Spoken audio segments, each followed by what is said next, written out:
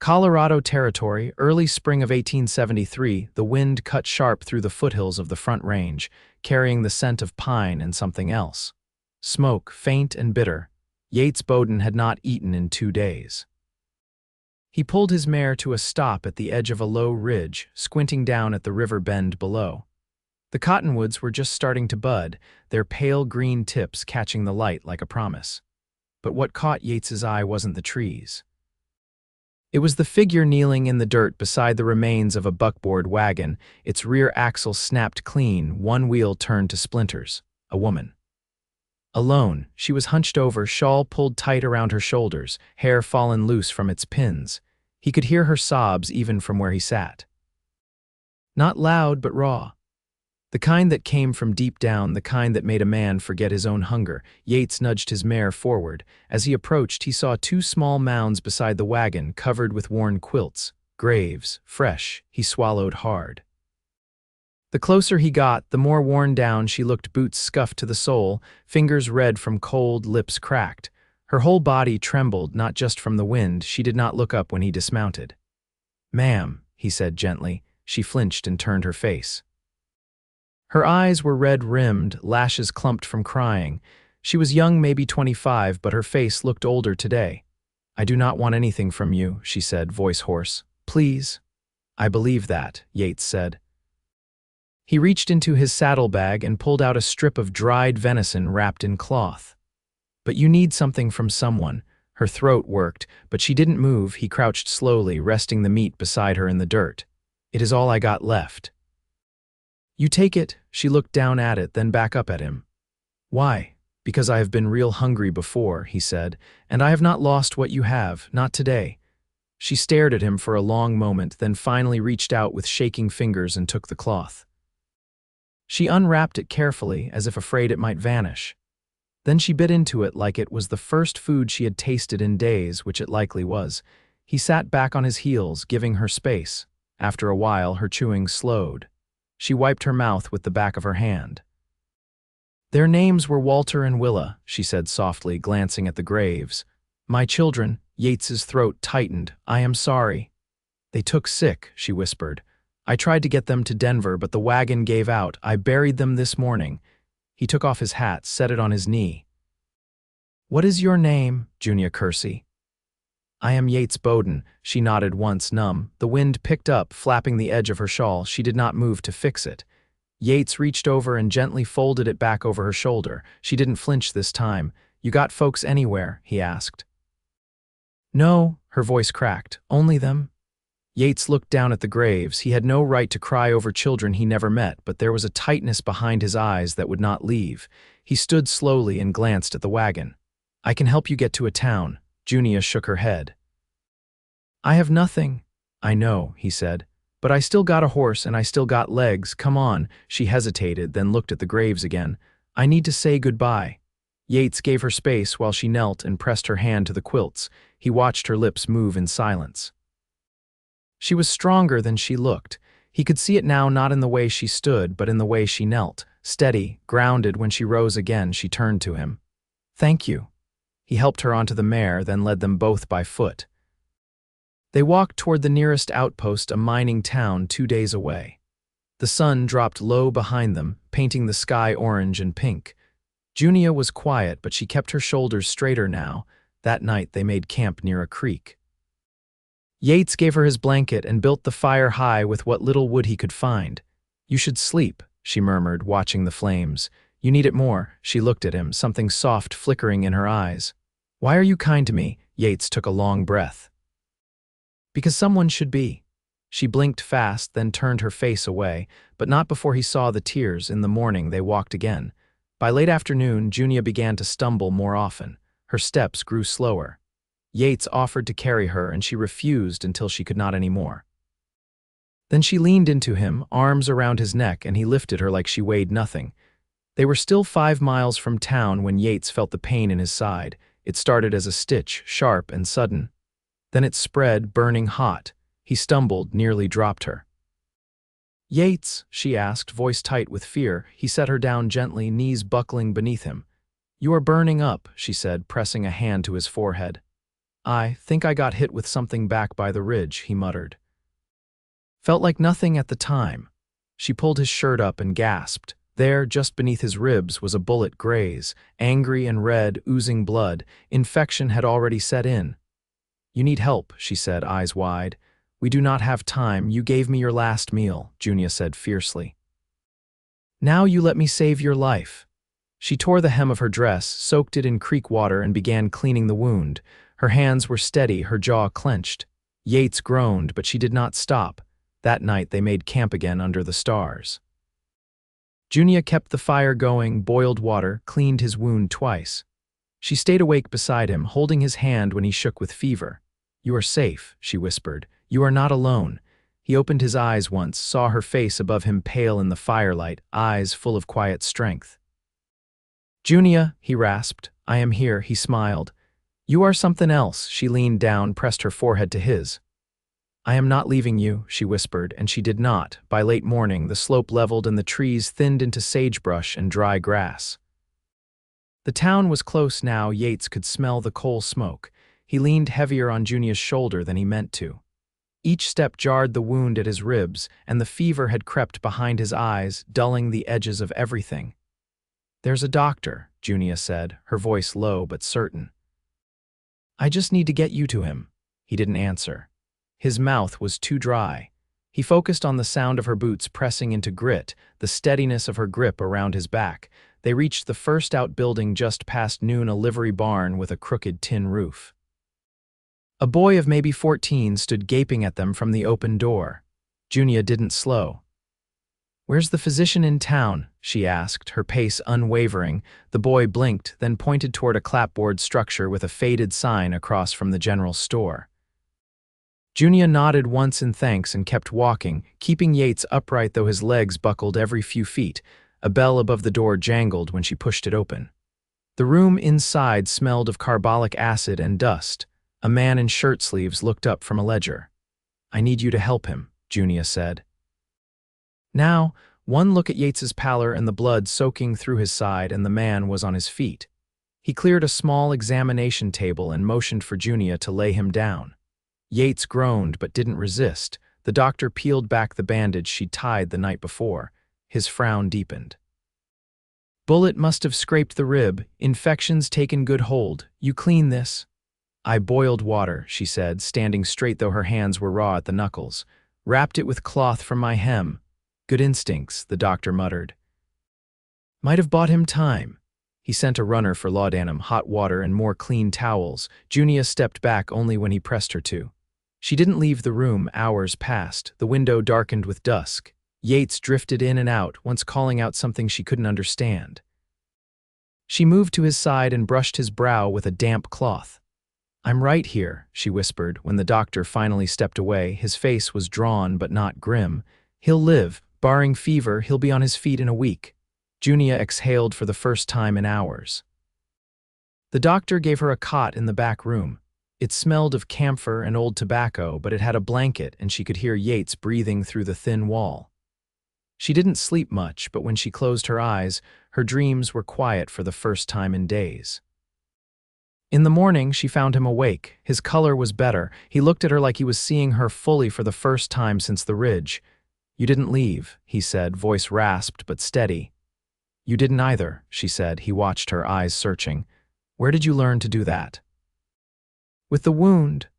My mother was a midwife, she said. She taught me how to stitch skin and cool fever. Said hands were meant for helping. He nodded slowly. You saved me. She sat down on the stool beside the bed. You gave me your last meal. I think we're even. He reached out, calloused fingers brushing the hem of her sleeve. Not even. Junia looked down at his hand, then back up at him. Then what are we? Yates took a breath, as if weighing something that had taken shape in the quiet between them. I don't know yet. But I want to find out. She held his gaze.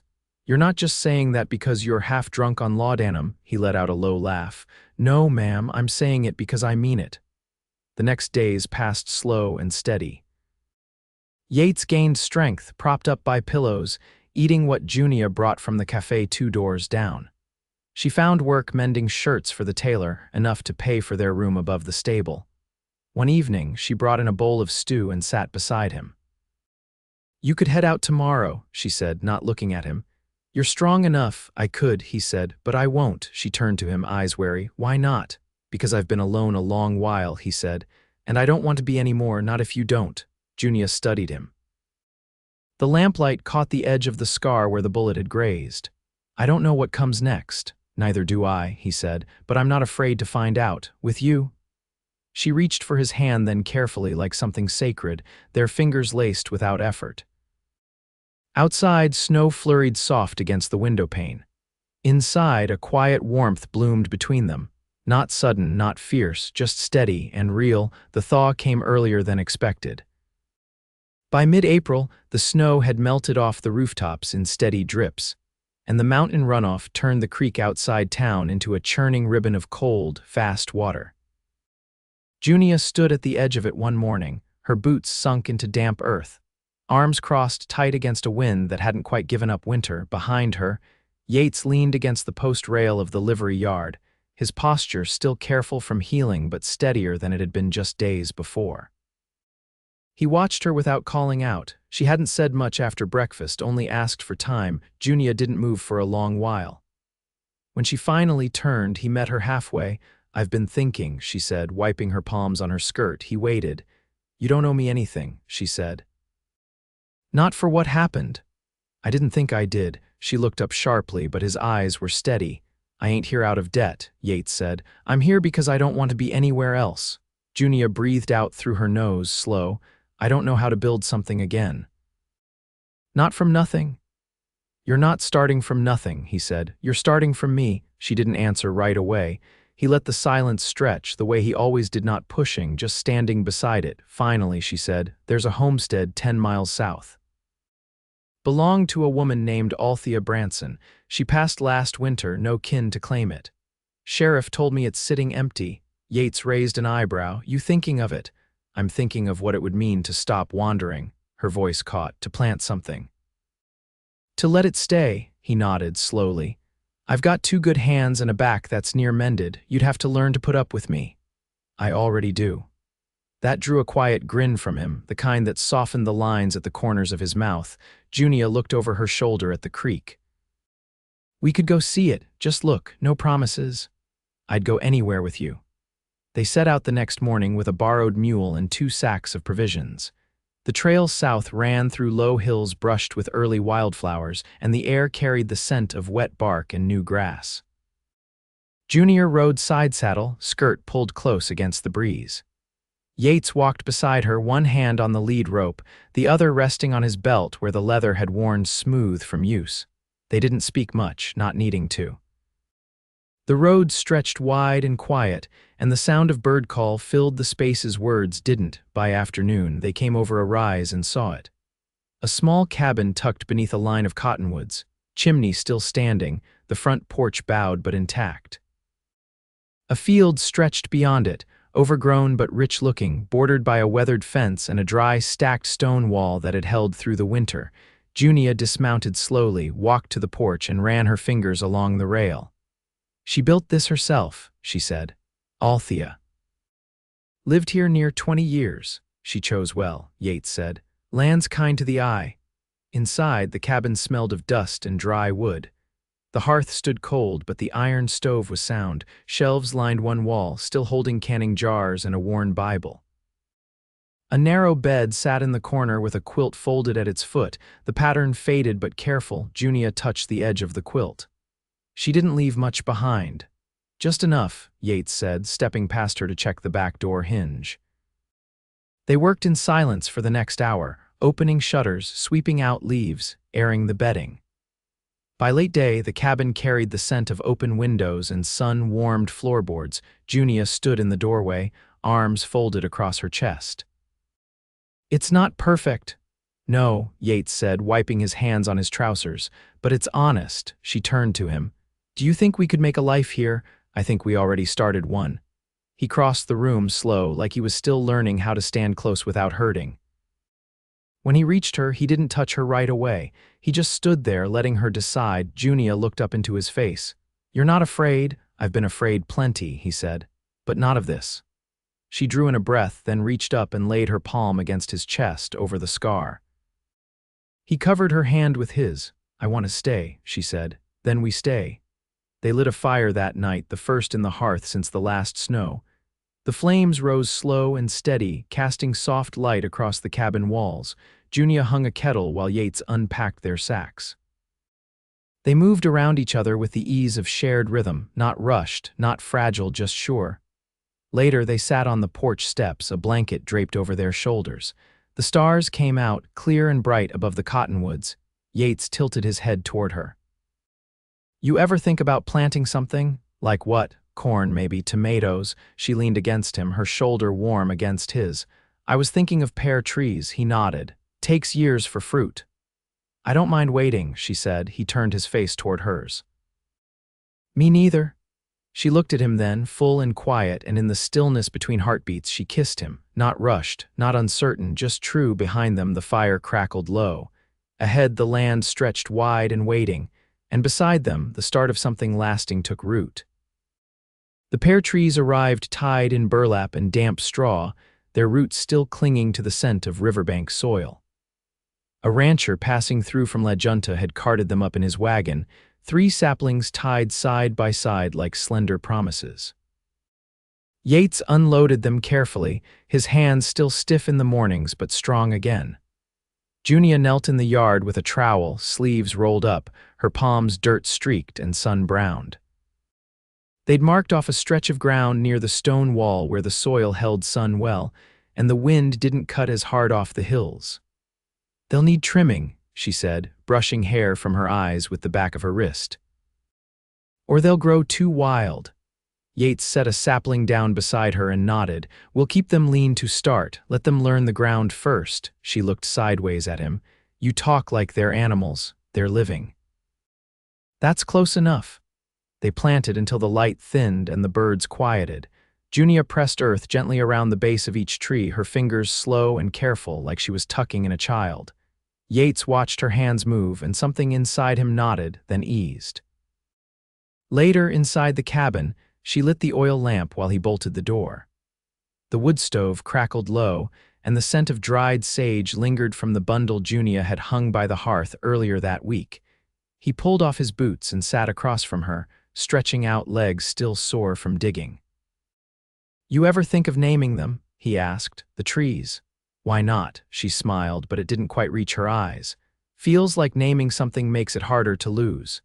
He didn't answer that, just leaned forward and poured her a tin cup of warmed cider. She took it in both hands, sipping slow. After a while, she spoke again. "I had a sister once, Ruth. She ran off with a soldier when I was 13, left a note on the churn and was gone before sunup." Yates tilted his head. "You ever hear from her?" "No, I reckon she didn't want to be found." He didn't press. The silence wasn't heavy, just settled. Junia stood and moved to the shelf beside the window.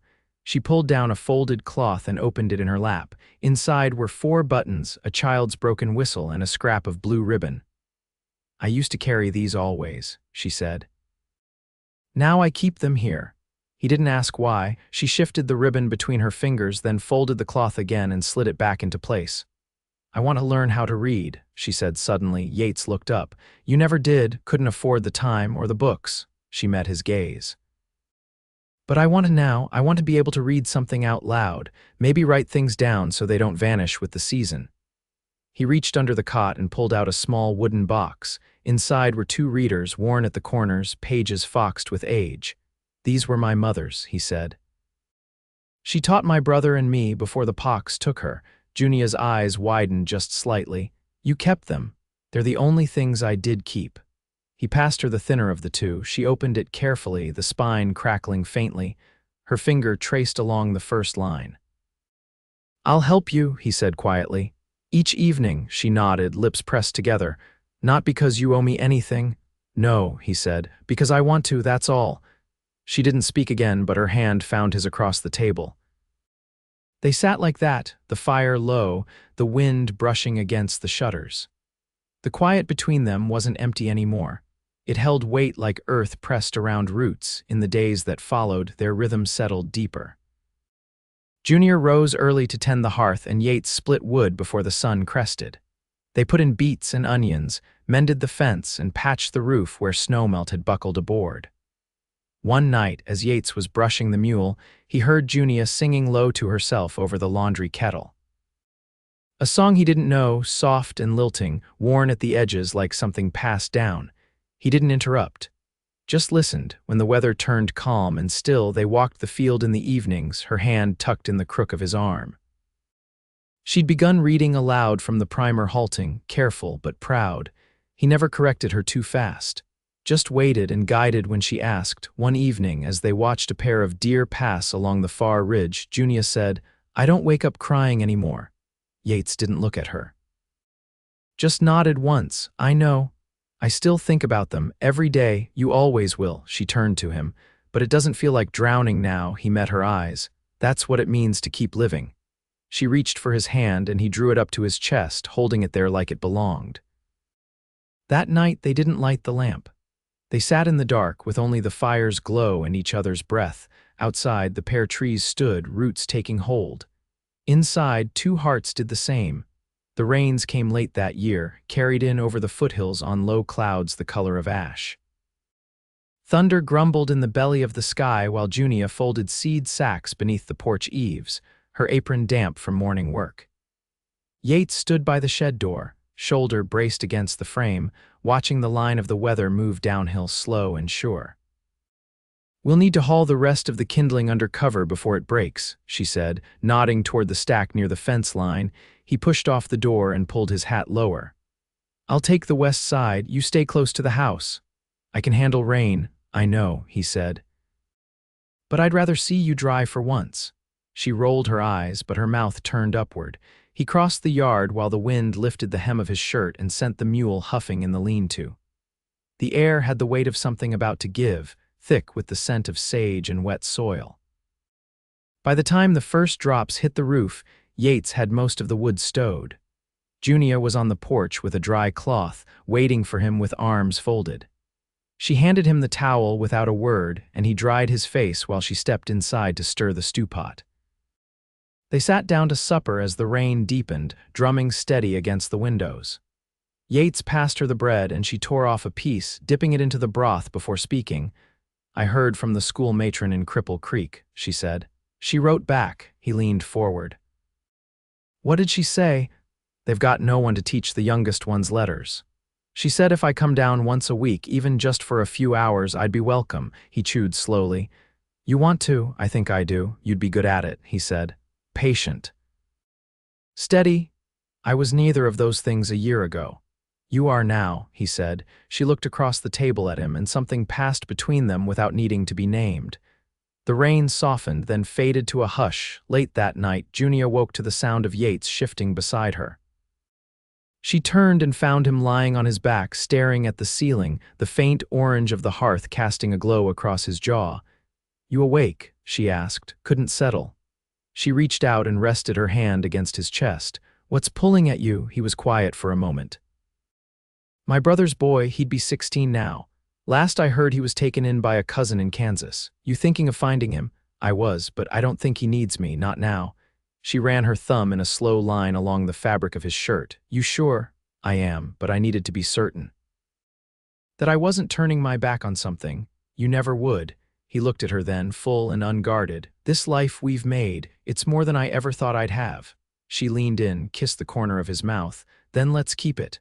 The weeks passed with a rhythm that held. Junia rode into Cripple Creek each Thursday, returning in the evening with her skirts dusty and her voice full of stories from the classroom. Yates built a chicken coop along the south fence and traded carpentry work in town for boards and shingles. One morning he found Junia sitting in the shade of the pear trees, a small leather-bound book open in her lap.